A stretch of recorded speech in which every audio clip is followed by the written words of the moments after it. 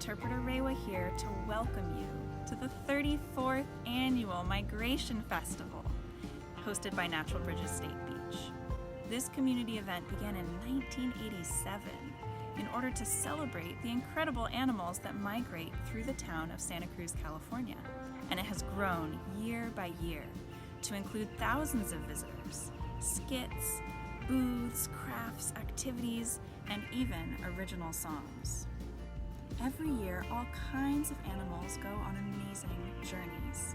They migrate in order to find food, avoid the cold, or give birth. They can travel thousands of miles over all kinds of terrain through the air, water, and land. All sorts of creatures migrate that you might not think about. Big and familiar ones, and others so small you can barely see them. This year, we'll be taking you on a virtual journey to state parks across the Santa Cruz district, where we can explore the incredible and curious animals that migrate through our area. Join us.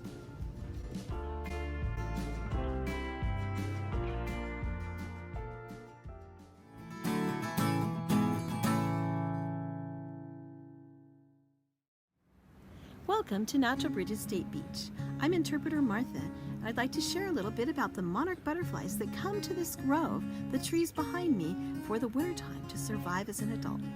They spend the winter here because the ocean moderates the temperature, making it a much warmer climate where they won't freeze. These trees at the edge of the beach help to block the wind, making it more protected within the grove for the butterflies. This forest is actually a monarch butterfly preserve, and there's a wheelchair-accessible boardwalk that takes you into the grove. Here, the butterflies hang in the trees for protection where they will not freeze, and they appear at a distance like dead leaves or pine cones, but a closer look shows that they're butterflies hanging to the leaves and to each other, waiting out winter before mating and leaving, to find milkweed where it grows inland, as this is the only plant their young caterpillars will eat. Each spring and summer generation live about a month, moving inland to find milkweed for their young, and again and again. As temperatures drop, the butterflies move south and west to the coast, finding flower nectar for energy, and arrive in the fall to our local gardens and find refuge finally in the grove here at Natural Bridges Park. So how can you help? In your own garden, you can plant flowers for nectar sources. You can also make sure not to ever use any sprays. Any insecticidal spray, even if it's called organic, will kill the bees and the butterflies. Also, you can plant milkweed if you live more than 5 miles inland from the coast. So together we can try and help these beautiful orange butterflies. Happy migrations!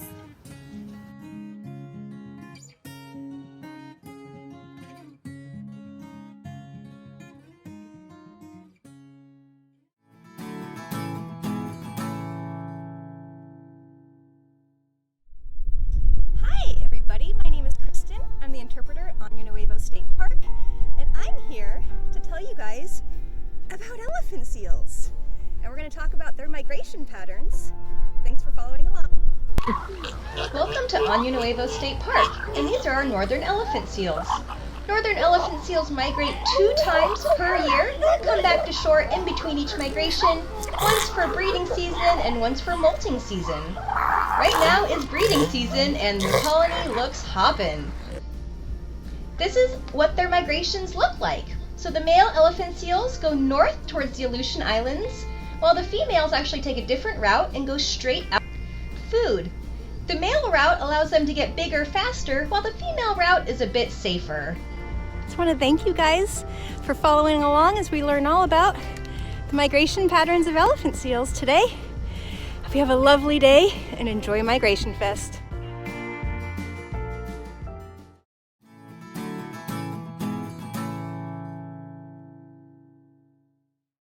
Hi, my name is Joe, and welcome to Pigeon Point Light Station State Historic Park, a great place to watch the annual migration of the gray whale.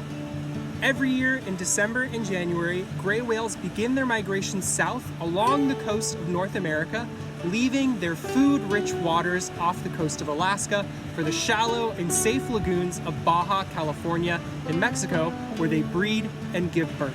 Then, in mid-February to early March, they begin their migration back north following that same route up the coast of North America back to Alaska. Because gray whales are filter feeders who search through the sand at the bottom of the ocean for things like invertebrates, they prefer to stay very close to shore. This is what makes Pigeon Point such a great place to go whale watching, because they'll actually follow this cove behind me in and around before they pop back out to sea.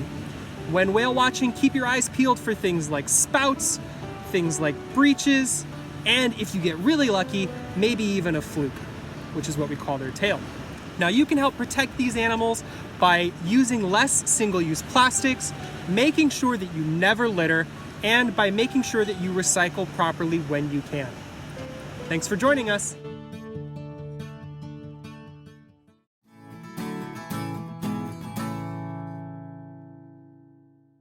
Hi everybody, welcome to Seacliff State Beach. My name is Ashley and I'm an interpreter here, and today I'm going to introduce you to a migration Olympian, and I'm talking about the sooty shearwater.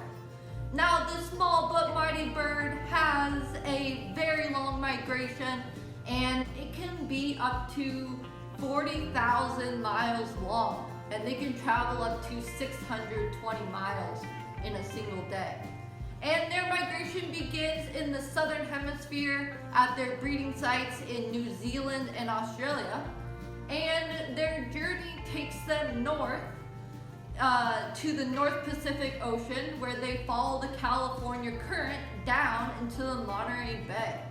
When they're here at Seacliff during the summer and in the Monterey Bay, there can be up to 1 million birds here. Now, in 1961, a group of shearwaters crashed into buildings in nearby Capitola, and at the time, nobody really knew what caused it. And this event partly inspired Alfred Hitchcock's movie, The Birds. Now, these birds are in trouble. Their population is declining due to longline fisheries. So you could do your part by buying sustainable seafood and limiting your use of plastic. Thanks for joining me as I introduce you to the shearwater, and next time you're at Seacliff, keep your eyes open for these birds.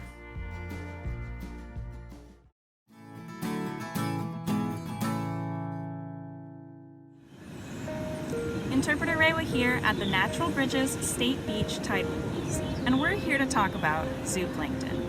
All of the barnacles and clams, sea anemones and starfish and crabs that you know and love from the tide pools actually began their lives as microscopic organisms called zooplankton. These teeny tiny aquatic organisms usually drift along with the currents, following the tides because they're very weak swimmers.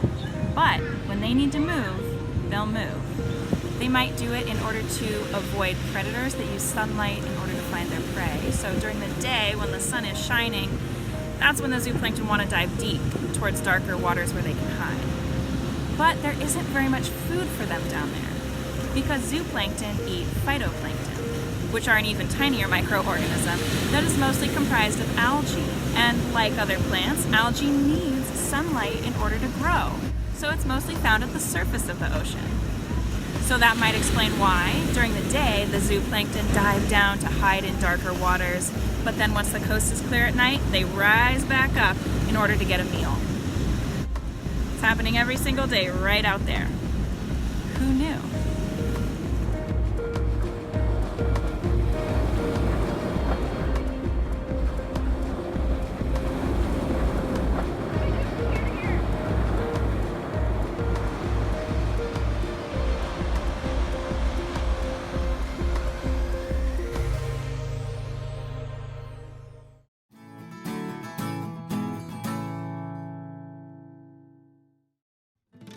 Hey y'all, my name is Ashley Wild, she, her pronouns, and I'm coming to you today from the beautiful Portola Redwood State Park.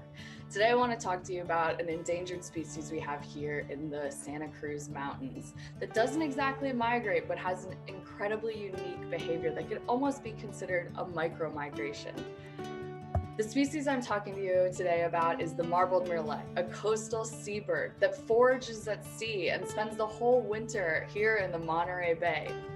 However, once summer comes and it's time for them to lay their eggs and hatch their chicks, they go high up into the coastal redwoods we have here in the mountains. This means that the parents spend each day taking turns flying all the way back to the bay to get food and bring it back to the nest, sometimes up to 20 miles in a day. The most incredible thing I think about the marbled murrelets is one day, the parents just don't show back up, and this signals to the chick that it's time for them to go back to the ocean. Well, not back, it's actually their first time.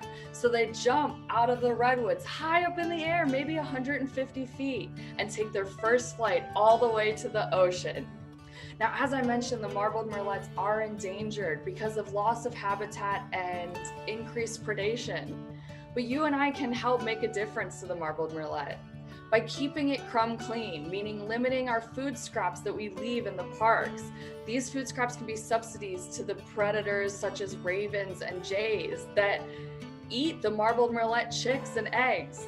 So let's work together to keep it crumb clean and help our feathered friends.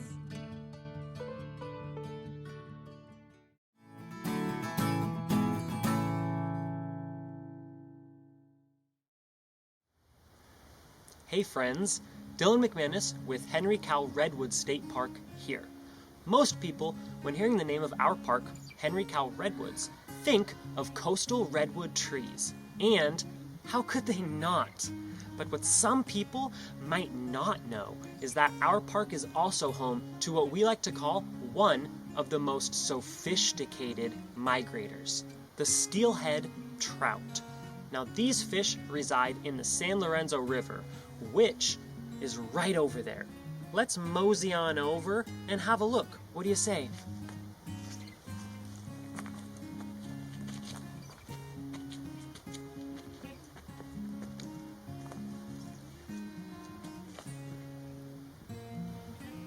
The San Lorenzo River is the largest watershed in the Santa Cruz Mountains. It is also a very important character of Henry Cowell Redwoods State Park.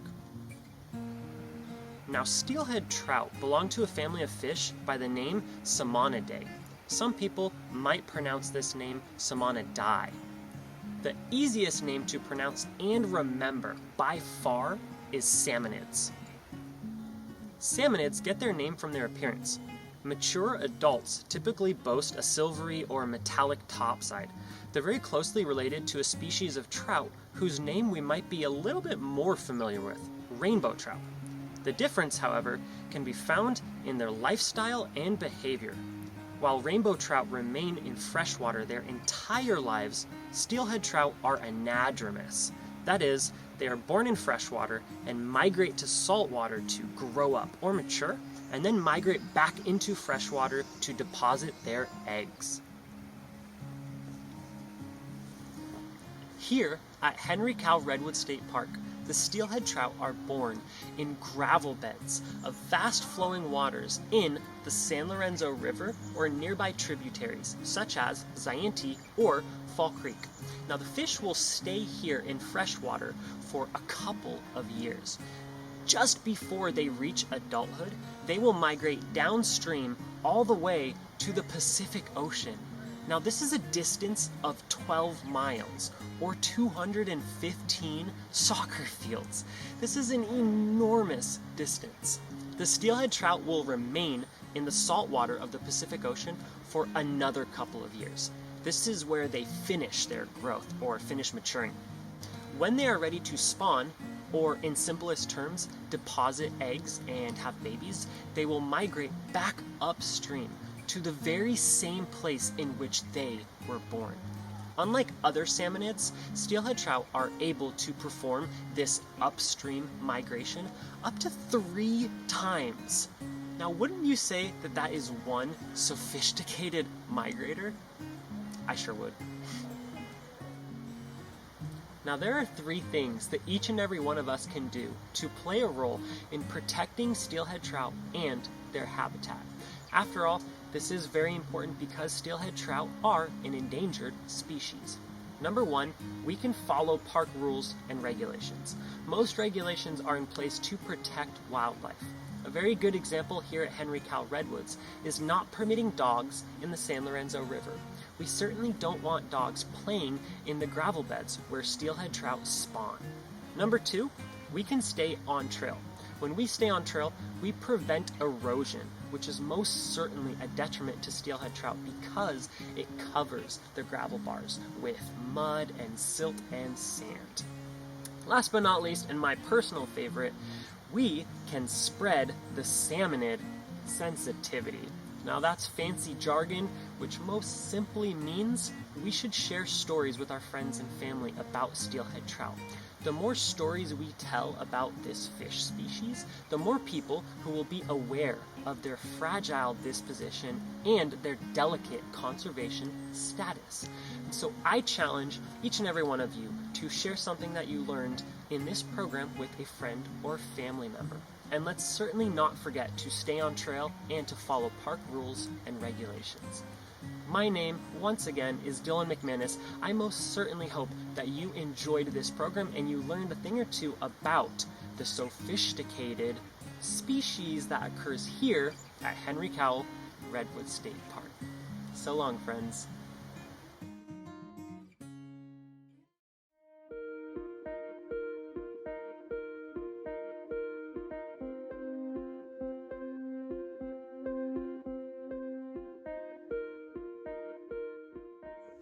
Hi, my name's Elizabeth Hammock, and I'm happy to be here with all of you to celebrate the Migration Festival. I'm the manager of interpretation and education for the California State Parks in the Santa Cruz district. And yes, I am the founder of the Migration Festival. I'm going to take you back in time. The year is 1987. We've just had a very successful monarch season. We trained our first group of volunteer docents to lead tours of the monarch butterfly grove and talk about the life cycle from the visitor center. And we are planning an event. We welcomed the monarch butterflies in October, but we decide it's time to bid them adieu in February. And as we gather around as a staff to plan this festival, someone says, well, what if the volunteers don't show? And someone else says, well, what if the visitors aren't interested? What if the people don't show? And then somebody laughingly says, what if the monarchs don't show? And we laugh. Because in 1987, our peak concentration of monarch butterflies was 200,000. In this past monarch season, 2021, our peak concentration was 550. But I'm not here to talk about gloom and doom. I'm here to tell you that I have hope, and I'll tell you why. While I've seen the monarch populations decline, I've seen other animal populations increase. We do not know the future of the monarch butterfly, but we know that animals have been near extinction and recovered. We know that insects have an excellent reproductive capacity, and if conditions are favorable, they can bounce back rapidly. While we often feel helpless about the plight of species of concern, there are things that we can do. 1, we can stay informed, and 2, by staying informed, we can make lifestyle choices about products we use, the way we live our lives that can impact these species.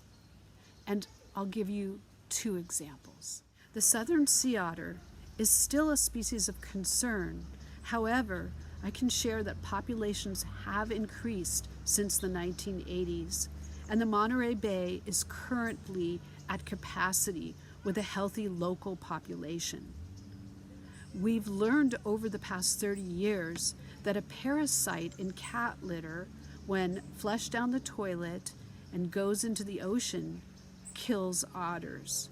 So in 2006, the Sea Otter Protection Act was signed into law and included language about proper disposal of cat litter. So we can make those choices and protect that species.